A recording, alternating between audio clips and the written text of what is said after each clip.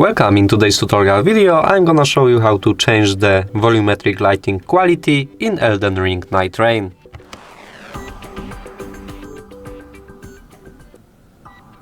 So start by opening the system, move to the graphics settings and open advanced settings.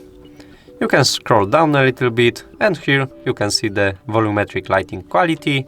You can set it to few different options, but I prefer to use a maximum to improve the quality of effects like fog, dust and light scattering, which add a realism to the game environment. So I recommend it to you to set it as maximum available amount. That would be all for today. Leave a like, comment and subscribe to our channel. Bye!